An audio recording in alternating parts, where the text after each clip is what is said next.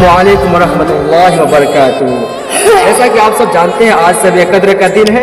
हम एक बच्चा को लेकर आए हैं, देखते हैं आज ये बच्चा मेरा सवाल का जवाब दे पाता है या नहीं। आज कौन सा दिन है?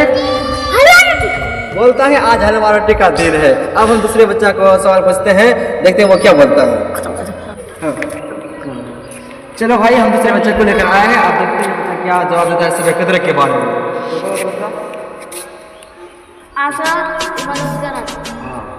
आवाज से बोलो। आज की रात जगा जाता है। आज ही बोल रहा है आज का रात बहुत अहमियत वाला रात है। आज का रात ही इबादत करने का रात है और अल्लाह को याद करने का रात है।